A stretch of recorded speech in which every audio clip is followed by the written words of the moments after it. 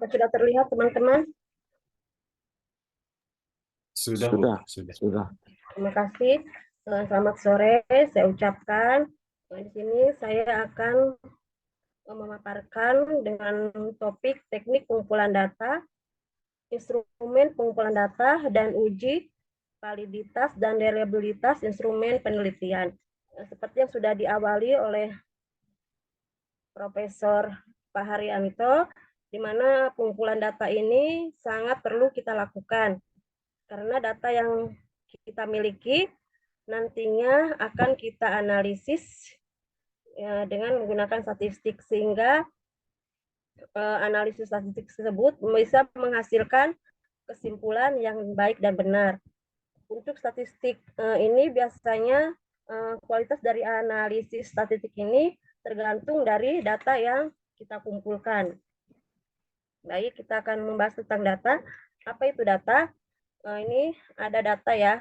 Data itu dikumpulkan menggunakan alat sehingga nantinya akan menghasilkan sebuah informasi. Namun sebelum itu dia itu harus melewati sebuah proses yang namanya statistik, sehingga data itu akan dipengaruhi kualitas pengumpulan datanya.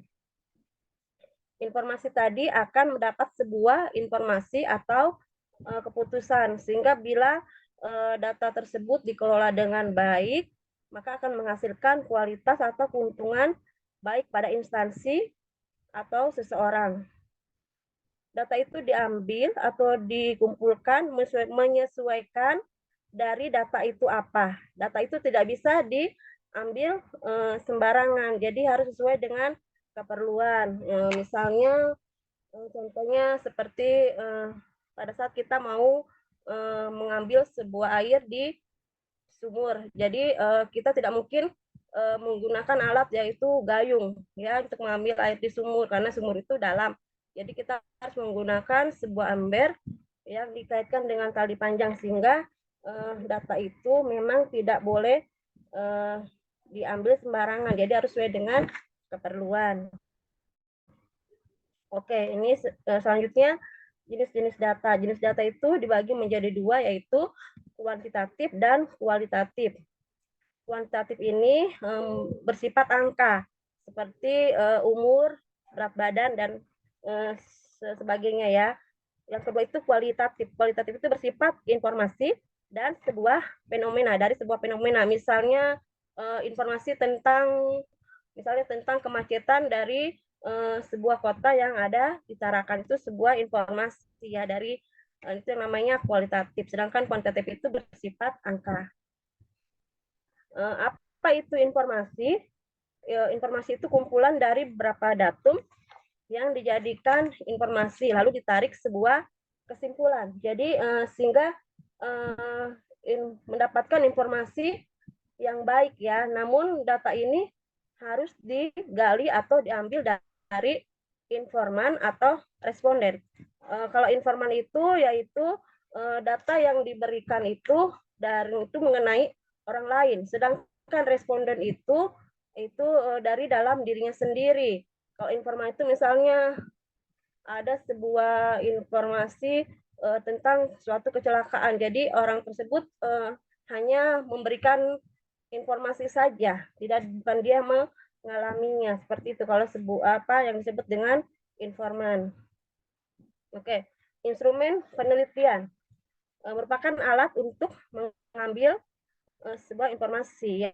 Jadi instrumen itu alatnya, alat ukur. Instrumen menyesuaikan dengan pendekatan yang digunakan sesuai dengan tujuan dari penelitian itu sendiri. Seperti itu. Ya, jenis-jenis instrumen penelitian ada pengamatan, observasi, kuesioner, angket, pengukuran medis, lalu wawancara. Ya. Dari instrumen itu maksudnya alat ukur ya tadi, yang instrumen itu alat untuk mengambil sebuah informasi ya. Pengamatan atau observasi. Kalau observasi itu hanya mengamati saja ya, tanpa adanya sebuah pertanyaan. Misalnya mengambil informasi dengan cara melihat langsung objek penelitian. Misalnya melakukan observasi kebiasaan wanita risiko tinggi HIV. Jadi hanya mengamati aja tanpa adanya sebuah pertanyaan.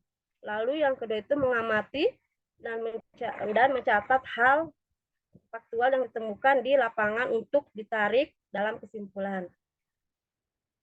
Oke, ini yang kedua tentang angket. Angket itu pertanyaan tertulis yang diajukan kepada responden. Angket sifatnya disebar tanpa tahu siapa orangnya, apakah sesuai dengan sasaran dalam penelitian. Biasanya yang disebar tidak sama jumlahnya yang kembali ya. Responden mengisi sendiri pertanyaannya. Seperti angket itu maksudnya disebar tanpa kita tahu, kadang angket itu yang kita sebar itu tidak sama jumlahnya dengan yang kembali. Lalu wawancara. Wawancara itu teknik pengumpulan data dengan mengajukan pertanyaan langsung atau wawancara. Jadi pewawancara itu kepada responden, jawaban responden itu dicatat lalu direkam. Yang selanjutnya itu tentang kuesioner. Kuesioner itu pertanyaan yang ditulis dalam kertas dan dijawab oleh responden. Jika ada pertanyaan yang kurang jelas, maka peneliti akan membantu menanyakan. Kuesioner tersebut disebar akan sama dengan jumlah yang diterima. Sifatnya tidak disebar. Jadi benar-benar tepat dengan sasaran ya. Jadi kalau kuesioner ini biasanya disebar itu tidak dengan halayak umum. Jadi hanya untuk kelompok tertentu saja. Seperti itu, sehingga kuesioner itu akan tepat sasarannya. Lalu pengukuran merupakan alat mendapatkan informasi yang dibutuhkan sangat tepat dan valid karena alat tersebut sudah ditera atau distandarisasi. Contoh itu pengukuran tekanan darah, timbangan, meriksa, pengukuran yang di ini ya, yang di medis seperti itu. Misalnya alat tersebut itu harus distandarisasi, maksudnya itu alat tersebut itu berarti contohnya seperti kita misalnya mau mengukur berat badan dengan menggunakan suatu timbangan. Mungkin kita mau di apotek tersebut, tapi kita juga harus ada maksudnya hal yang lain itu. Enggak hanya di apotek tersebut untuk mengukur standarisasi alat tersebut benar apa tidaknya, seperti itu. Lalu wawancara. Peneliti menanyakan informasi mendalam terkait informasi yang akan didapat sehingga dapat menggali informasi yang akan didapat. Analisis penarikan kesimpulan sangat besar risiko untuk terjadi kesalahan. Lalu subjektivitas tinggi. Jadi wawancara itu perlu adanya pedoman atau pegangan untuk wawancara ya. Lalu validitas dan reliabilitas merupakan indikator untuk mengukur kualitas dari sebuah instrumen penelitian. Validitas dan reliabilitas wajib dilakukan sebelum penelitian dimulai untuk melihat apakah instrumen tersebut layak digunakan penelitian atau digunakan orang lain dalam meneliti hal yang sama. Misalnya pada saat kita ingin mengukur suatu kelembapan udara, jadi alat yang digunakan harus sesuai dengan ini ya, harus sesuai ya. Jadi tidak sembarangan seperti itu. Misalnya kita buat suatu kuesioner, jadi perlu adanya tes dulu sebelum kita kuesioner tersebut disebar. Misalnya dengan kuesioner itu, misalnya bahasa dalam kuesioner itu, misalnya bahasa yang tingkat tinggi hanya mahasiswa yang mengerti. Namun kuesioner itu mau kita sebar mau kita teliti di SMP atau di sekolah yang menengah dasar. Jadi kita itu harus kita tes dulu apakah kuesioner yang kita akan ini kan tepat dengan sasaran penelitian, seperti itu. Suatu penelitian itu dikatakan valid, kuesioner itu dikatakan valid jika kuesioner tersebut dapat betul-betul bisa mengukur target sasaran penelitian, seperti itu. Sedangkan reliabilitas, apakah kuesioner yang kita pakai itu bisa dimanfaatkan orang lain di luar sana dengan karakteristik responden yang sama dengan kita. Nah, ini validitas menurut Aswar. berasal dari kata validity yang mempunyai arti sejauh mana ketepatan dan kecermatan suatu alat ukur dalam melakukan fungsi alat ukurnya. Lalu menguji instrumen tersebut apakah maksudnya ini, ya, apakah bisa mengukur variabel penelitian. Nah, reliabilitas itu ya seperti yang saya katakan tadi, keajekan suatu instrumen untuk mengukur variabel yang sama pada penelitian yang lain, sehingga reliabilitas yang untuk mengukur itu keterpercayaan, sehingga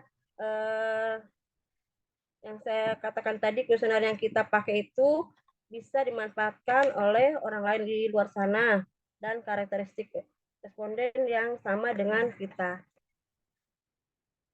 Jadi kesimpulannya itu, satu-satunya instrumen terpenting dalam penelitian kualitatif adalah peneliti itu sendiri dan menggunakan alat-alat bantu untuk mengumpulkan data seperti tape recorder, video kaset, atau kamera. Tetapi kegunaan atau pemanfaat alat-alat ini sangat tergantung pada peneliti itu sendiri. Metode pengumpulan data ialah teknik atau cara-cara yang dapat digunakan oleh peneliti untuk menghimpun data. Instrumen penelitian adalah alat bantu yang digunakan dalam sebuah penelitian untuk mengumpulkan aneka ragam informasi yang diolah secara kualitatif, kemudian disusun secara sistematis. Daftar pustakannya. Oke. Terima kasih. Mungkin ada yang mau menambahkan, dan mungkin juga presentasi yang saya sampaikan mungkin masih jauh dari kata sempurna. Terima kasih. Saya kembalikan kepada Profesor Faharyanto.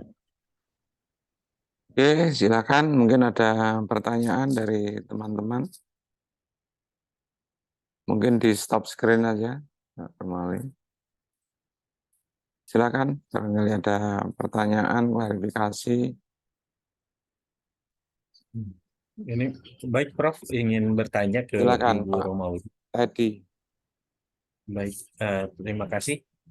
Ini Bu Romauli, kaitannya dengan tadi bahwa instrumen yang bisa kita gunakan di dalam proses pengumpulan data, misalnya tadi kan ada angket, kemudian ada juga kuesioner gitu ya, dan peralatan yang lain. Nah, misalnya kita mengambil teknik pengumpulan data ini dengan menggunakan angket gitu ya.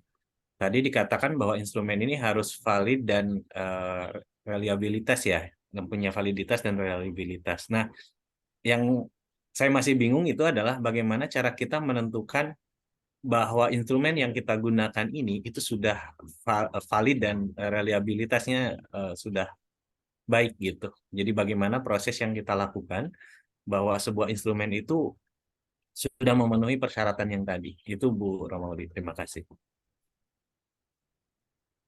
Oke, silakan Bu Romauli dijawab. Terima kasih Pak Teddy. Tadi kan saya sudah jelaskan bahwa angket itu artinya disebar tanpa tahu siapa orangnya ya. Jadi dikatakan valid itu, makanya suatu angket itu harus dites terlebih dahulu untuk mengukur apakah angket yang kita sebar itu sesuai dengan pengumpulan data yang akan kita teliti. Mungkin seperti itu. Jadi harus tes dulu ya. Maksudnya mungkin dari kata-kata dalam angket itu misalnya kurang dimengerti, jadi harus dites dulu ke sekolah lain, seperti itu Pak.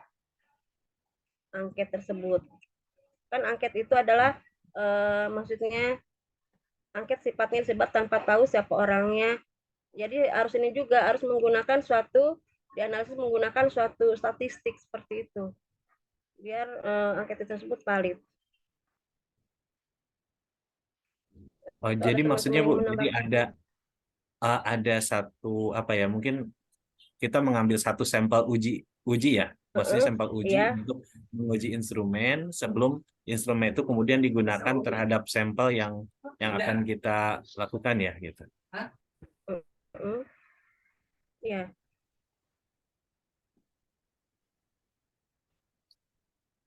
Oke, mungkin saya ambil alih ya. Sambil nanti kalau ada pertanyaan berkembang silakan. Terima kasih Bu Romauli. Hari ini kita berdiskusi tentang teknik dan instrumen pengumpulan data, sekaligus juga validitas dan reliabilitas. Jadi seperti yang saya sampaikan di depan, jadi yang namanya teknik dan instrumen pengumpulan data itu menjadi hal yang sangat penting ya dalam proses penelitian. Bahkan zaman saya dulu kuliah S1 di angkatan tahun 1980, teknik dan instrumen pengumpulan data itu satu mata kuliah. Zaman saya dulu di FIP IKIP Yogyakarta waktu itu. Nah, karena memang teknik dan instrumen itu sangat penting dan mohon dipahami teman-teman, teknik dan instrumen pengumpulan data itu dua istilah, dua term yang berbeda. Teknik pengumpulan data itu berbeda dengan instrumen pengumpulan data. Nah, ini saya tunjukkan bedanya. Observasi, wawancara, angket, skala, tes, itu teknik. Ya, paham ya?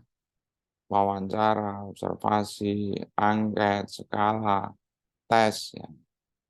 Itu teknik pengumpulan data. Makanya di setiap tesis selalu ada di bab 3 itu subbab tentang teknik dan instrumen pengumpulan data. Ketika ada subbab seperti itu, misalnya di bagian D besar, teknik dan instrumen pengumpulan data. Maka di bawah D besar Anda harus menulis 1. Teknik pengumpulan data. Ingat, itu dua term yang berbeda. Tekniknya apa yang dipakai dalam penelitian ini? Yang dipakai dalam penelitian ini tekniknya adalah wawancara, observasi, angket, dan tes. Ada 4 teknik. Nah, itu dideskripsikan. Ya, wawancara. Di dalam bab 3 itu nggak usah terlalu banyak berteori, Bapak Ibu. Cukup dikemukakan namanya metodologi penelitian kan.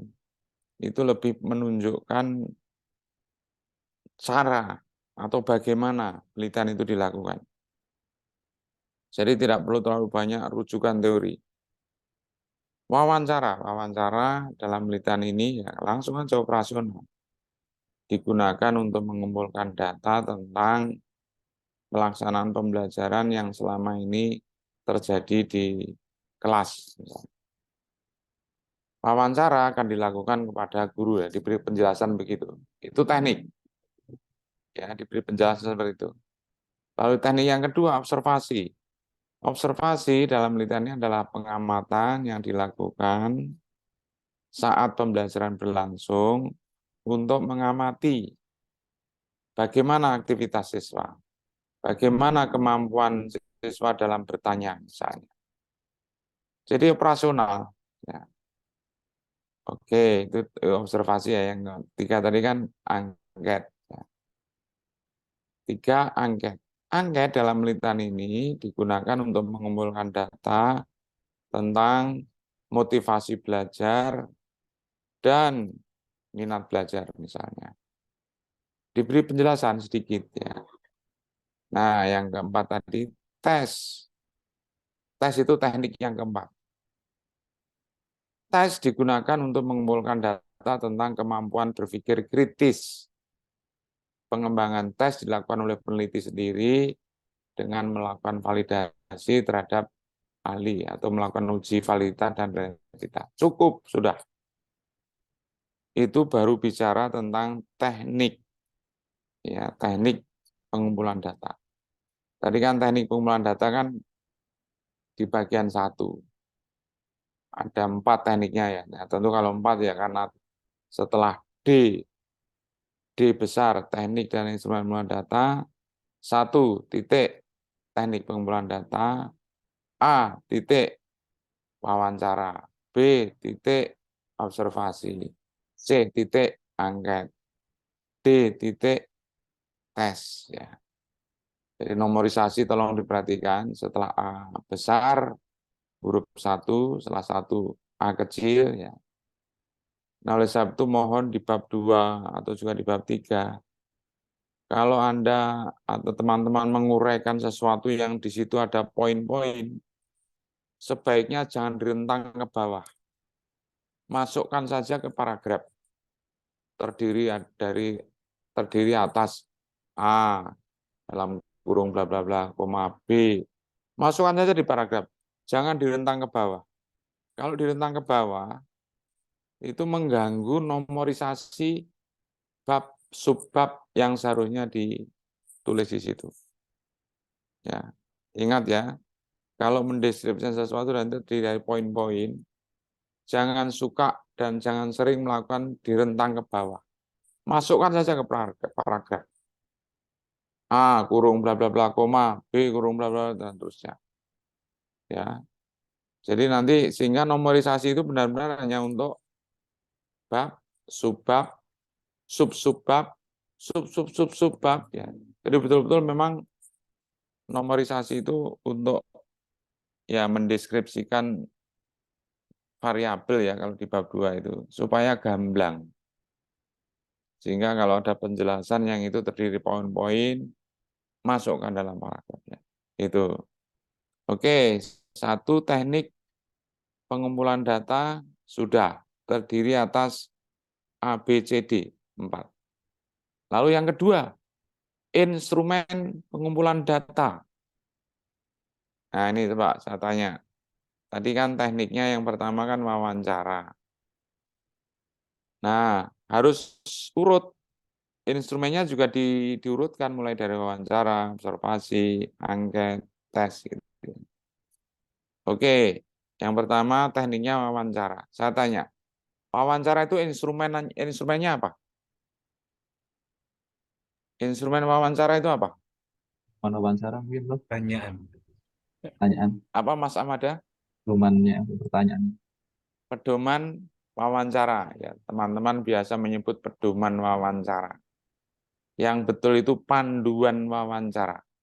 Yang isinya di dalam itu pertanyaan-pertanyaan. Kenapa panduan? Karena fungsinya memandu. Memandu pewawancara untuk menanyakan berbagai hal. Ya, jadi ketika tadi 2 instrumen pengumpulan data. A, panduan wawancara. Ya, nah, ketika bicara instrumen, maka di situ harus diberi kisi-kisi. Ingat kalau membuat kisi-kisi, judulnya ya tabel 2. Kisi-kisi panduan wawancara. Sudah. Tidak usah diberi instrumen. Tidak usah diberi kisi-kisi instrumen, enggak usah. Langsung nama instrumennya. Ya. Kisi-kisi panduan wawancara. Ya, dan itu dijelaskan. Biasanya dalam bentuk tabel ya. Oke, itu yang pertama. B, A-nya kan panduan wawancara ya.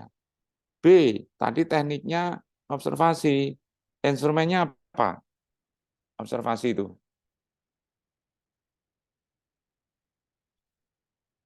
Itu proses semacam butir-butir yang mau diamati itu. Nah, itu namanya apa? Nah, Namanya apa sih itu? Instrumen itu. rubrik Namanya apa itu? dan rubrik Hah? ya.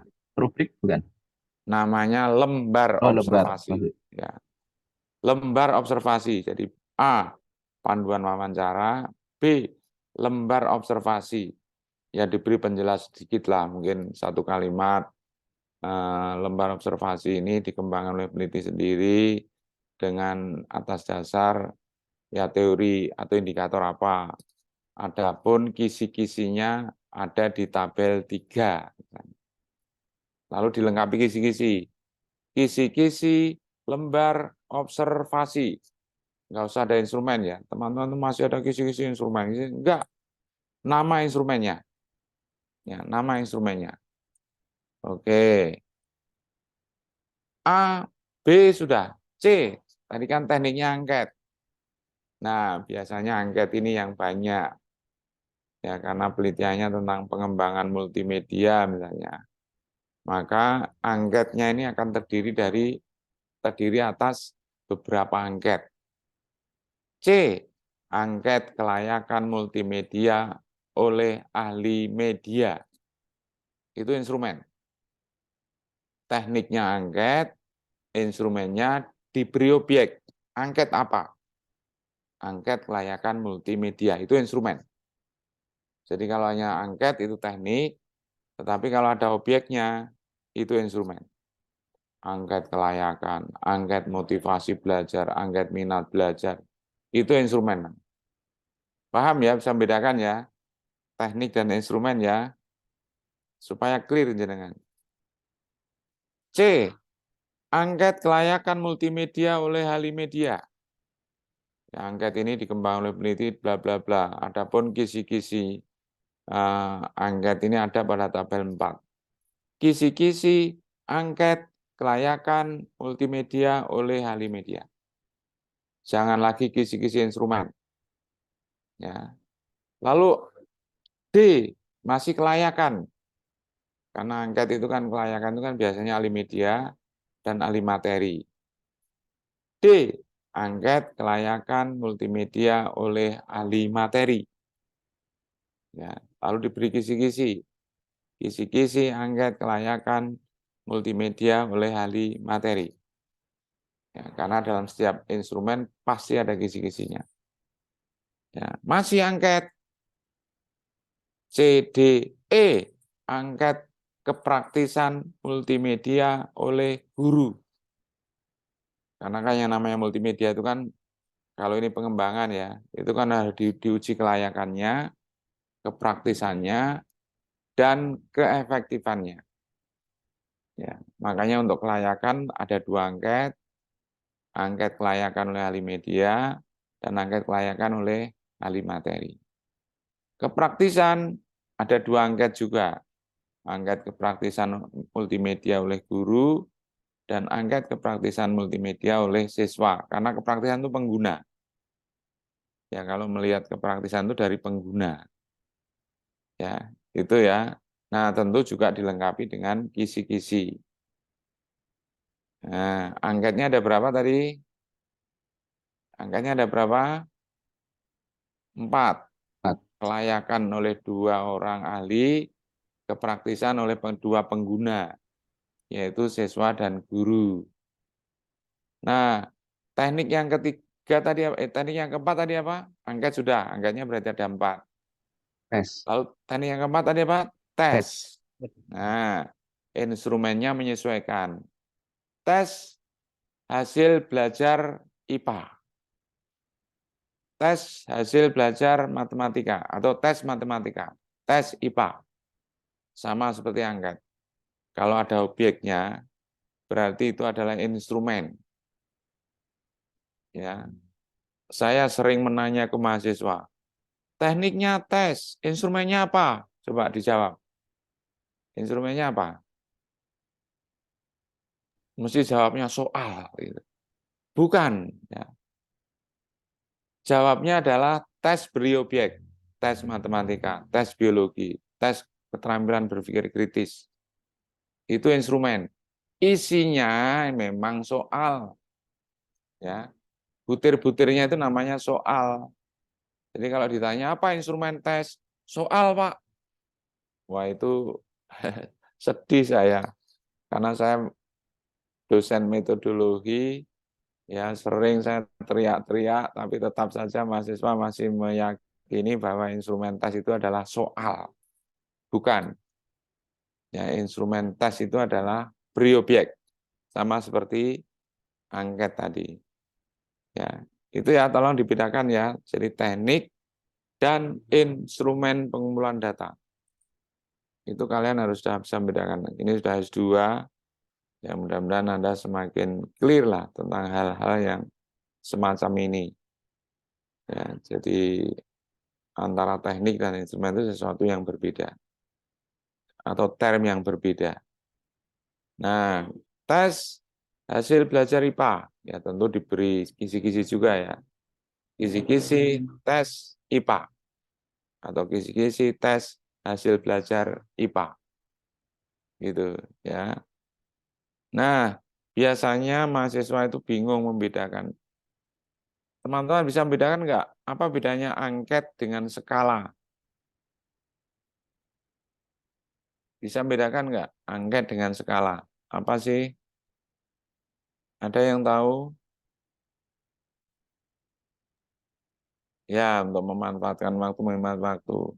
Angket itu adalah butir-butir pertanyaan yang menanyakan sesuatu yang sifatnya faktual. Ya, jadi faktual. Misalnya di situ ada pertanyaan siapa namamu, di mana alamatmu, berapa apa pekerjaanmu, berapa penghasilanmu. Ya meskipun setelah itu mungkin ada sambungan ya. Apakah Anda apa namanya setiap hari melakukan aktivitas bla bla bla misalnya dan seluruhnya ya sampai ke bawah.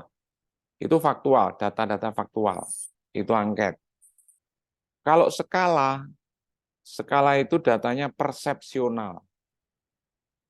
Jadi misalnya Anda ditanya tentang layak, tidak layak, sangat layak. Pilihannya itu loh, setuju, tidak setuju, sangat setuju. Ya. Itu kan persepsional. Itu tidak faktual itu. Nah itu skala namanya. Jadi kalau data apa pertanyaan-pertanyaan itu sesuatu yang mengungkap data faktual, nah itu angket.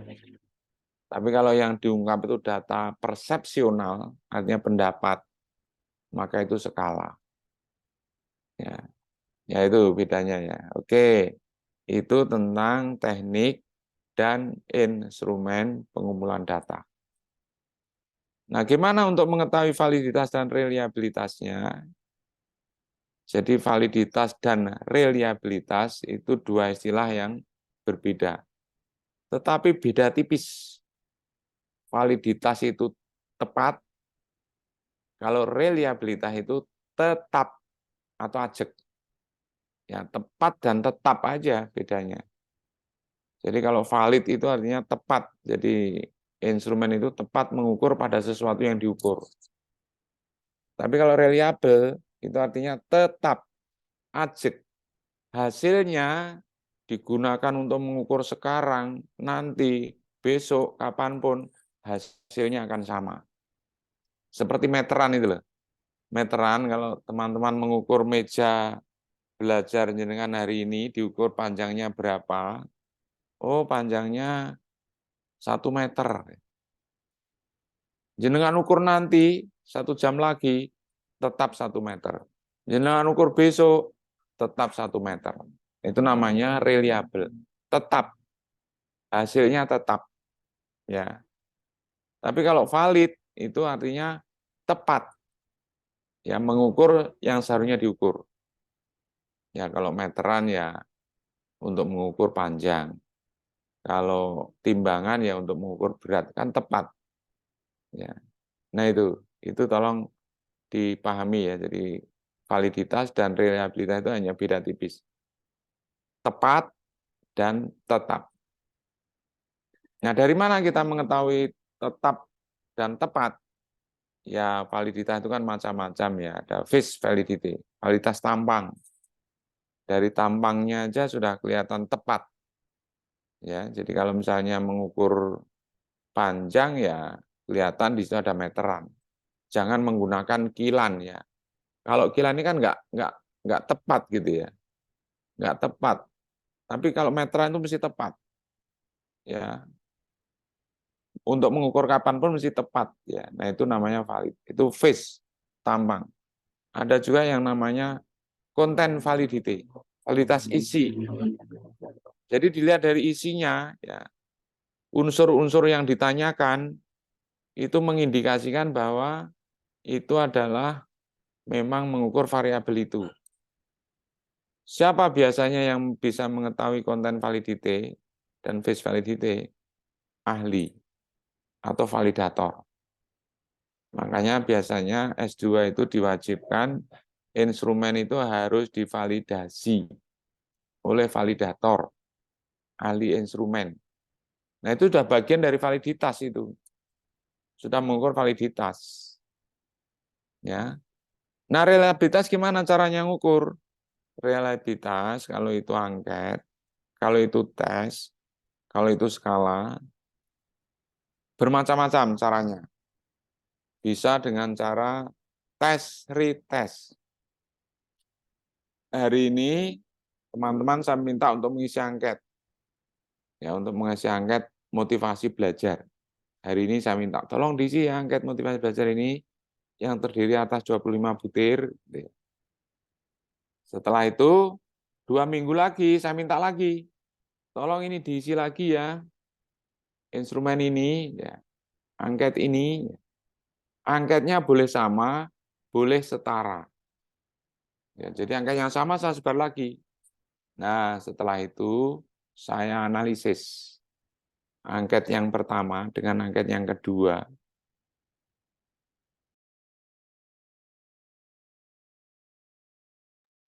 Angket yang pertama dengan angket yang kedua, saya analisis.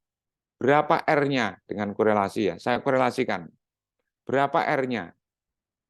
Kalau R-nya itu mendekati 1, maksimal 1 ya. Korelasi itu maksimal 1, mendekati 1, 0,8, 0,85, 0,83 R-nya ya. Itu berarti angket ini disebut reliable. Apa tadi reliable tadi artinya? Tetap. Tetap. Berarti hasilnya tetap.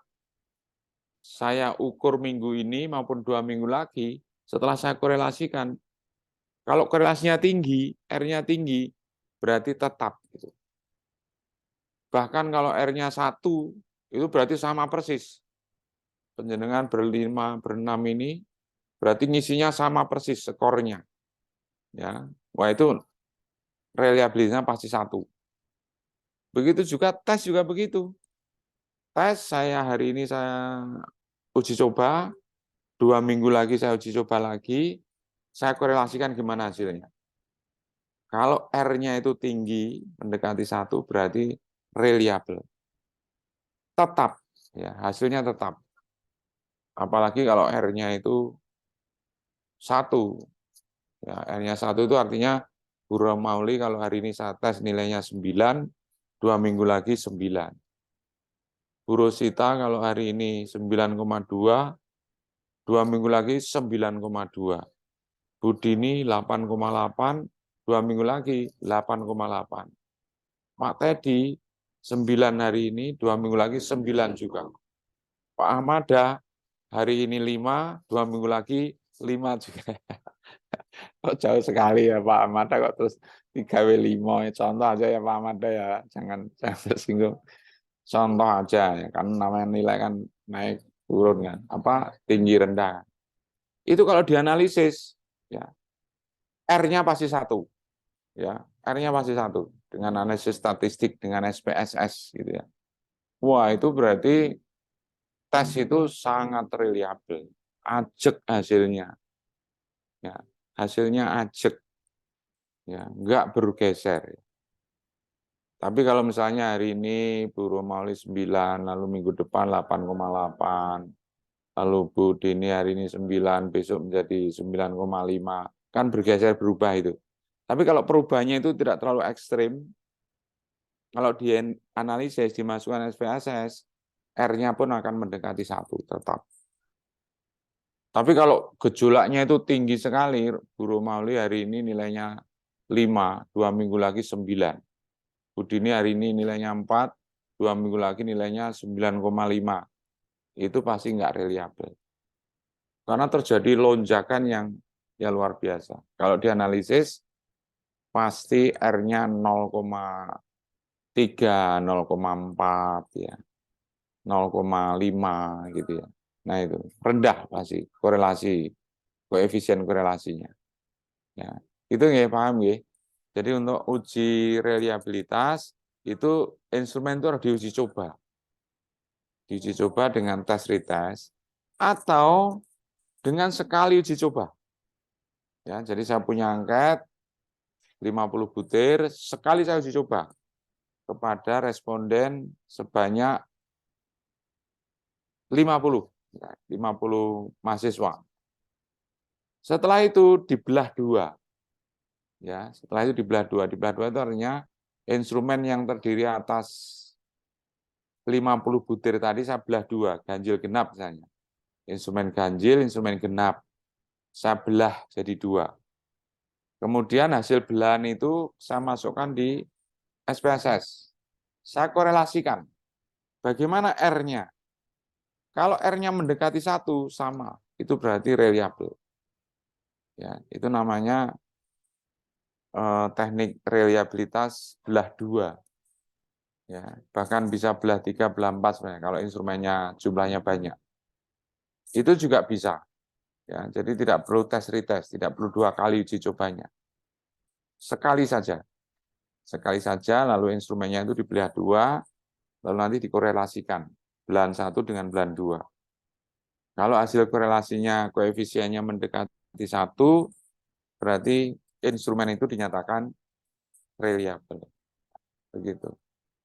Kalau validitas biasanya ya cukuplah untuk tesis, ya cukup dari validitas ahli ya. Dia memberi masukan saran, wah ini sebaiknya struktur kalimatnya harus begini. Nah itu namanya uji validitas itu, ketepatan. Karena kalau struktur kalimatnya terlalu panjang, terlalu ini jangan-jangan salah mengukur di persepsi lain oleh sumber data, kan jadi nggak valid gitu loh. Nah itu ya, jadi teknik dan instrumen pengumpulan data itu adalah term yang berbeda. Uji validitas dan reliabilitas itu antara lain dengan cara yang seperti tadi.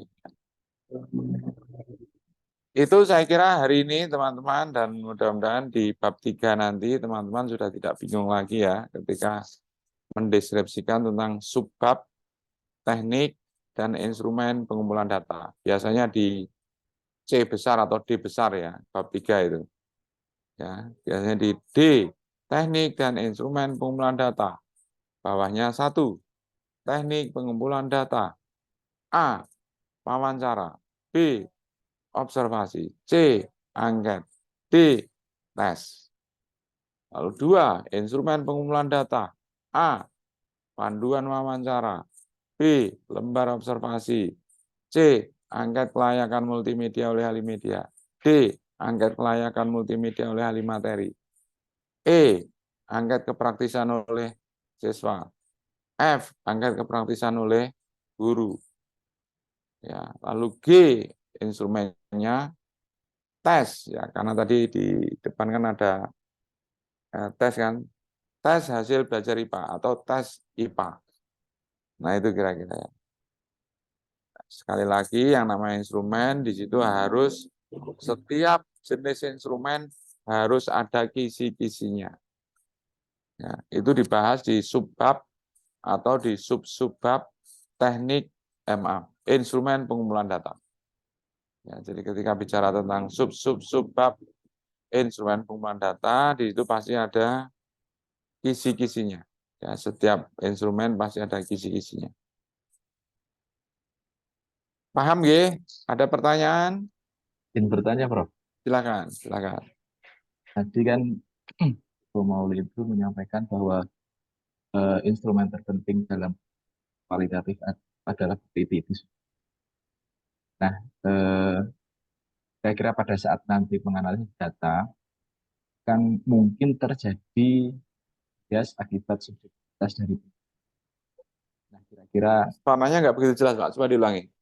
eh, misalkan tadi kan disampaikan kalau instrumen terpenting dalam penelitian kualitatif itu adalah peneliti itu sendiri. Oh ya, ya, ya. Nah, Ya. pada saat menganalisis kan ada kemungkinan subjektivitas peneliti itu ikut masuk ke dalamnya. Nah, apakah ada rambu-rambu atau hal-hal yang harus diperhatikan supaya tidak bias hasil penelitiannya? Itu, Prof. Terima kasih. Oke, bagus. Pertanyaan yang sangat kritis ya. Jadi penelitian kualitatif itu memang penelitilah yang menjadi instrumen.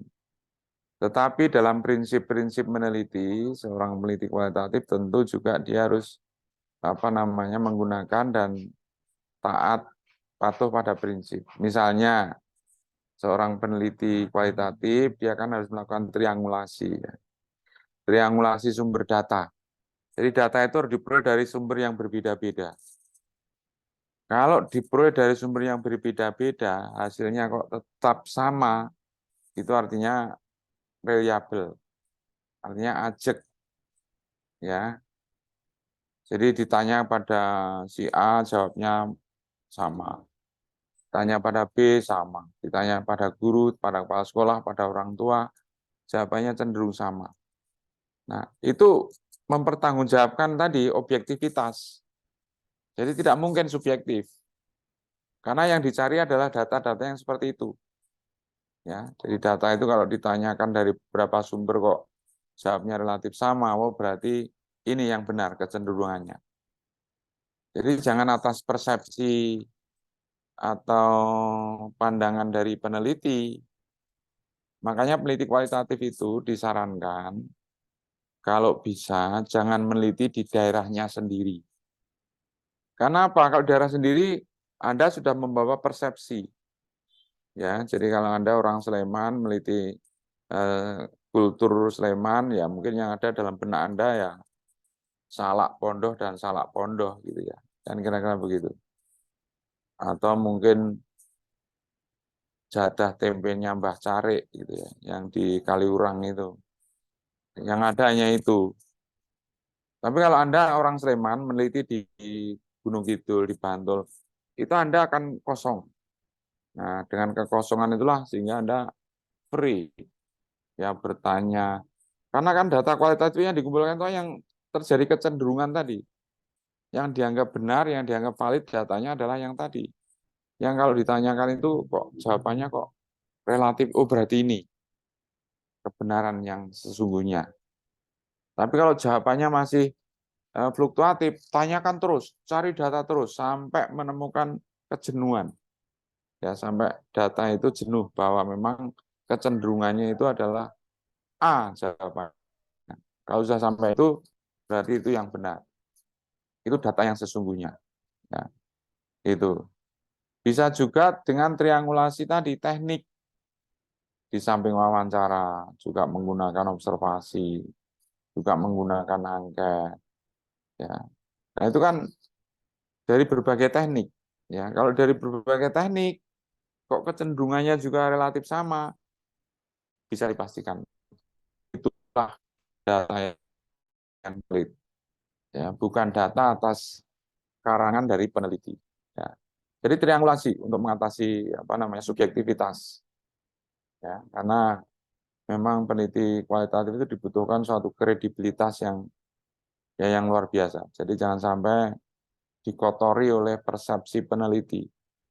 Ya, makanya apalagi yang namanya grounded teori untuk kualitatif itu kalau bisa, tapi ya nggak mungkin ya. Peneliti itu jangan dipenuhi dengan teori-teori yang sudah ada di benak. Karena kan menggrounded akan menggali teori kan. Ya betul-betul pure, kosong seolah-olah otak kita itu kosong masuk dalam satu wilayah. Seperti Clifford Geertz itu loh yang sampai menemukan orang Jawa itu ada priai, ada santri, ada abangan. Itu tadinya kan nggak terpikir sama sekali. Tapi begitu Clifford Geertz meneliti, dia intent betul meneliti kultur orang Jawa, oh ternyata bisa di kategori itu. Dia nggak punya benak sebelumnya bahwa masyarakat itu bisa di kategori itu. Ya, ciri-cirinya jelas. Abangan kayak apa, priai kayak apa, santri kayak apa, jelas. Tadinya dia kan nggak punya gambaran tentang itu. Itu ditemukan ya pada saat dia meneliti. Clifford Geertz ketika berkutat, bergulat dengan data, dengan kancah, dengan lapangan. Makanya peneliti kualitatif itu ya biasanya dia akan berlama-lama berada di lokasi penelitian. Karena betul-betul dia ingin memotret data itu dengan sebenar-benarnya. Ya, mendeskripsikan. Ya, ibarat peneliti kualitatif itu kan ibarat mengumpulkan data, pecahan-pecahan data kan. Pecahan-pecahan data dikumpulkan, diidentifikasi, dikategorisasi, sehingga lalu dia seolah-olah menyusun puzzle dari kepingan-kepingan data tadi. Semua data dikumpulkan, identifikasi, diklarifikasi, di kategori. Oh, ternyata setelah disusun, dianalisis, oh ternyata bentuknya itu seperti gajah. Ya, lalu dia mendeskripsikan, oh data ini berarti tentang gajah. Ya meskipun tidak lengkap, ya bukan berarti puzzle itu harus terisi semua, enggak. Ya, kalau sudah wujudnya mengindikasikan gambar gajah, peneliti kualitatif akan mendeskripsikan, akan menjelaskan, akan menyimpulkan bahwa temuannya itu adalah berupa gajah. Ada belalainya meskipun enggak lengkap, ada telinganya yang lebar, matanya yang sipit, ekornya yang kecil, dan seterusnya. Seperti dalam lagu itu loh. Lagu gajah gimana? Burung Mauli gajah itu lagunya untuk anak-anak itu. Lagunya gimana? Gajah itu loh yang untuk menjelaskan anak itu loh. Ada nggak yang ingat itu? Yang anu bab gajah, binatang yang besar, matanya Nah, sipit, itu. telinganya lebar. Ya, itu kalau dilakukan gimana itu? Nah, kalau dilakukan ya ada itu. Jadi ada itu. Jadi nah itu kan lalu bisa dideskripsikan ya. Pasal yang dikumpulkan tadi, data yang dikumpulkan ditata. Loh, kok ini menyerupai gajah ya, ada telinganya meskipun nggak lengkap ya. Itu sudah bisa diklaim. Ya tidak mungkin data itu akan selengkap itu menutup persis ada ekornya, ada ya nggak mungkin lah. Peneliti kualitatif tidak dituntut sampai sejauh itu. Kalau dia bisa mengumpulkan dan mendeskripsikan, jadi data yang dikumpulkan itu mencerminkan gajah, data yang dikumpulkan itu mencerminkan santri, mencerminkan priayi, mencerminkan abangan, ya sudah dideskripsikan. Ya, maka adalah teori yang namanya itu. 3 kategori orang Jawa itu. Menarik itu, Clifford Gate itu. Itu contoh penelitian kualitatif yang grounded teori yang sangat sangat terkenal dan tidak terbantahkan kebenarannya. Ya, tidak terbantahkan. Orang Jawa itu memang waktu ya setidaknya sampai detik ini bisa di kategori 3 itu. Santri, abangan, priayi. Ya mungkin sekarang mungkin bisa saja kalau diteliti lagi mungkin ada santri yang abangan, bahkan ada santri yang priayi, mungkin ada itu kombinasi-kombinasi. Atau ada abangan yang juga santri, atau abangan yang priayi, mungkin ada. Jadi kombinasi. Ya nggak tahu itu namanya lalu kategori apa. Ya. Kalau diteliti lagi mungkin bisa ketemu lagi. Gitu. Asal bisa membuktikan indikasinya ini. Santri. Itu ya teman-teman, ada lagi? Ada Prof, ingin bertanya tadi Prof. Ya Eh, Pak tadi silakan. ya, tadi Prof di awal menyebutkan ada perbedaan antara angket dengan skala ya Prof ya, bahwa angket Ya, itu adalah berdasarkan data faktual, sedangkan skala itu adalah persepsional ya. Nah, apakah dalam proses penelitian skala ini bisa digunakan nggak Prof? Artinya data yang diperoleh itu adalah persepsional, apa bisa dilakukan menjadi sebuah data penelitian Prof? bisa. Jadi kalau angketnya itu memang betul-betul langsung menggali data tentang setuju, tidak setuju, layak, tidak layak. Nah itu bisa disebut skala. Tapi kan biasanya yang namanya skala kan di depan kan juga ada ini kan ya, isian kan ya. Namanya berapa, umurnya berapa, lalu di bawahnya baru ada tabel yang menanyakan setuju, tidak setuju. Nah itu bisa disebut angket. Ya. Bisa disebut angket karena ada pertanyaan-pertanyaan yang sifatnya faktual. Ya meskipun ada juga yang persepsional. Ya kan kita susah ya memberi nama. Apa ini namanya? Ada yang faktual, ada yang persepsional. Apa namanya? Skalket kan enggak juga ya. Skala angket misalnya. Kan enggak juga ya. Bisa disebut langsung angket enggak apa-apa. Karena di situ ada unsur meskipun hanya beberapa kan faktual. Namanya, umurnya, kelas berapa itu kan faktual. Ya, baru di bawahnya mungkin ada tabel yang menanyakan tentang setuju, tidak setuju, dan seterusnya itu. Atau tinggi, rendah, atau iya, tidak, misalnya. Tapi kalau instrumennya itu langsung menanyakan tanpa ada identitas, tanpa itu disebut skala. Itu disebut skala. Ya. Dan bisa di dalam tekniknya itu disebutkan, teknik pengumpulan datanya apa? Skala. Instrumennya apa? skala motivasi belajar. Karena yang ditanyakan langsung persepsional tentang motivasi belajar. Sering, jarang, tidak pernah misalnya. Itu ya Pak Teddy ya dan teman-teman ya. Boleh digunakan. Ada lagi? Baik, kalau tidak ada saya kira cukup. Bu Romauli bisa mengakhiri. Saya kira sudah lumayan. Kita ketemu 1 jam ya. Sampai ketemu minggu depan lagi. Dan sehat selalu untuk kalian, teman-teman, dan keluarga. Silakan ditutup Bu Romauli. Terima kasih untuk Pak Haryanto yang sudah memaparkan dan menjelaskan dengan begitu banyak. Jadi sehingga kami bisa memahami apa itu yang dimaksud dengan teknik pengumpulan data dan instrumen penelitian. Terima kasih Bapak dan juga teman-teman semua. Terima kasih banyak untuk semua tanggapannya, pertanyaannya. Dan kita akhiri pertemuan kuliah kita pada saat sore hari ini dengan mengucapkan syukur kepada Tuhan. Terima kasih. Saya tutup. Salam, selamat sore. Oke, terima kasih Bu Romauli. Terima Sampai kasih, ketemu Prof. minggu depan ya. Assalamualaikum warahmatullahi wabarakatuh. Waalaikumsalam. Oke. Terima kasih Bapak. Waalaikumsalam Ya, warahmatullahi sama-sama. wabarakatuh. Terima Terima kasih kasih. Prof. Sehat selalu. Teman-teman. Bu Ros, Iya. siap ya Bu Ros. Insya Allah. Terima kasih Bu Seadanya Ros. ya. Ya, siap. Iya. Sudah ini? Oke. Oh, Iya. Pak Diki, Ya, berarti minggu depan saya sama Bu Rosita. ke depan sebentar. Saya lupa jadwalnya. Iya. Ya. Bu Dini sama Bu Rosita Oh ya. terakhir. Ada tugas tadi. Mungkin saya melewatkan. Nggak ada. Nggak ada tugas. Nggak ada. Oh, ada tugas buat Bu Rini tadi, Pak Diki. Oh ya, sampai bab 3 ya.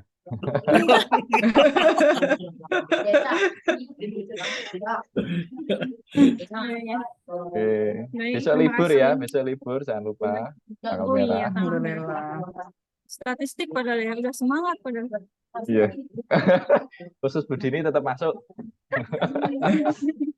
Bu Dini mah semangat terus kalau statistik. Iya ya. Tugas belum dikasih udah dikerjakan ya.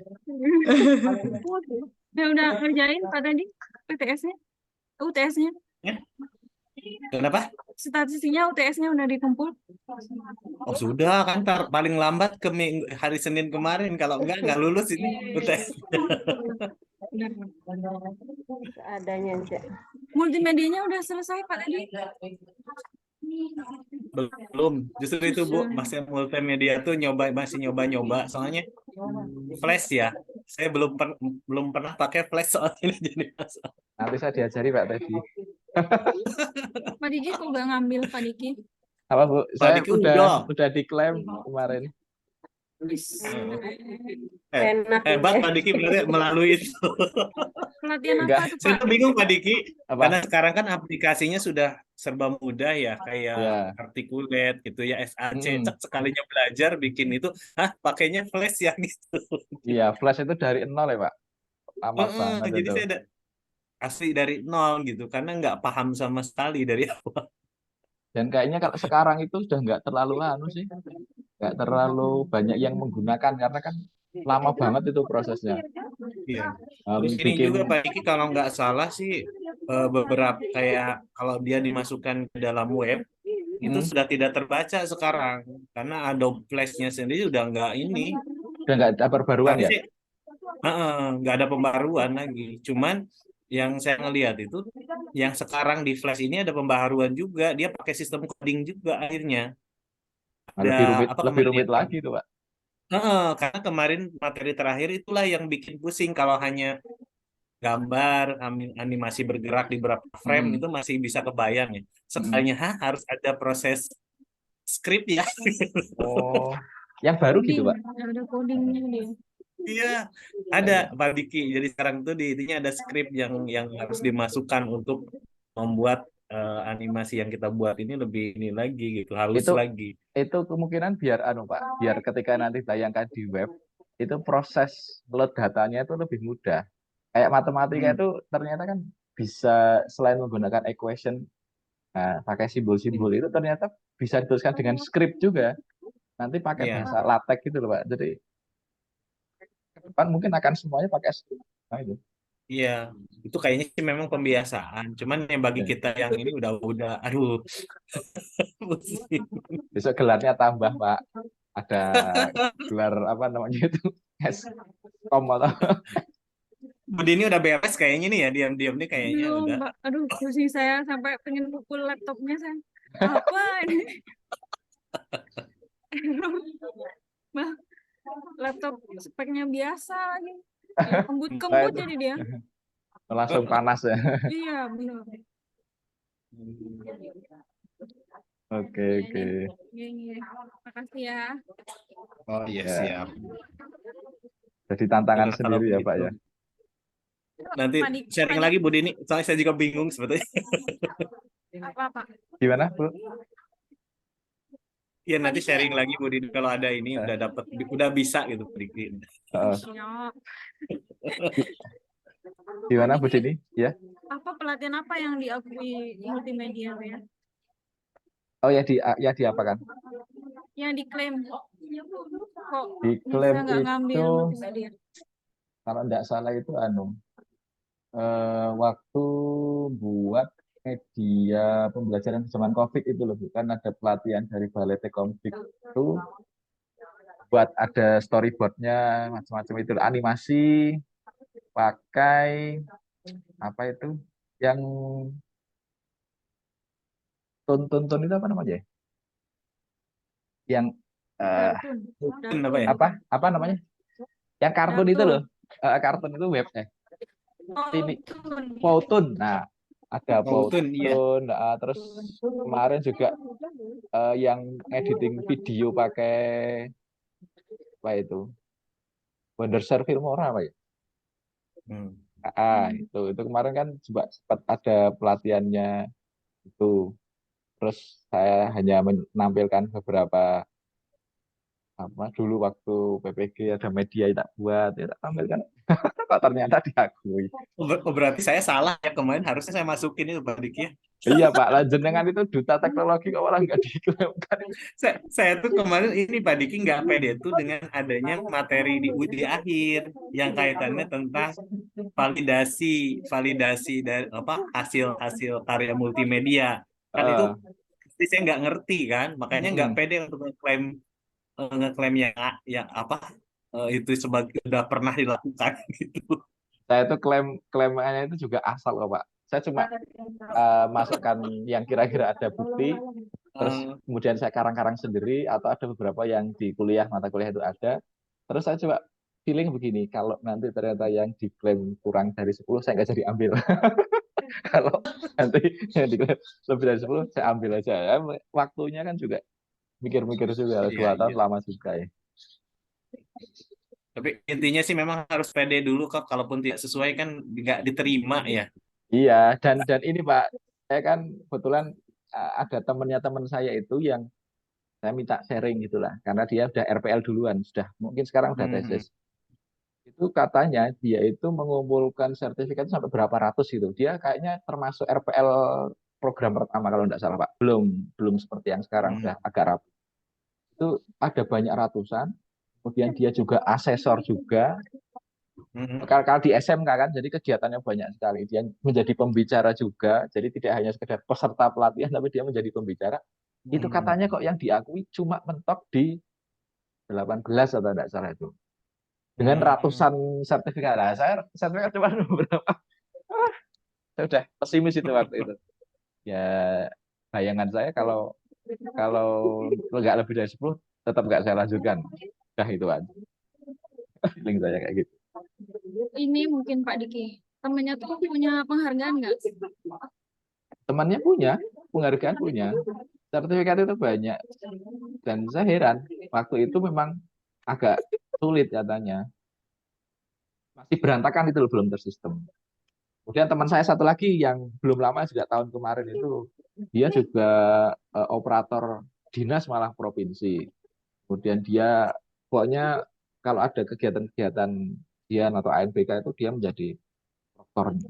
Itu ya diakuinya 18 dengan sekian banyak kegiatan. Saya ya sempat pinter sekali nih. Abu Dini malah 24 banyak banget itu. Pak Harus Diki Saya tuh 24. asal masukin Pak ya. Apa yang pernah saya ikutin pelatihan, penghargaan, semua saya eh, masukin ya. Yang kira-kira berhubungan sama teknologi pembelajaran. Ternyata yang diakui 24 terus saya juga nggak nyangka. kayaknya enggak ya. Bisa ya 24 gitu. Padahal prediksinya Banyak juga. yang diajukan berapa, Bu? Terus penghargaannya padahal cuma satu saya. Kalau temennya Pak Diki banyak, saya Oh, cuma baik. satu yang saya masukin. Yang Tapi diklaim memang 24 ya, atau lebih? alhamdulillah. Begini, yang diklaimkan itu memang 24 atau lebih dari itu? Halo, Bu Dini? Halo, yang diklaimkan kemarin itu? Ya, Pak ya, izin lift ya. Oh ya, ya udah kita matikan, nggih. Ya, iya. Terima kasih. Selamat sore. Iya. Assalamualaikum. Waalaikumsalam warahmatullahi wabarakatuh.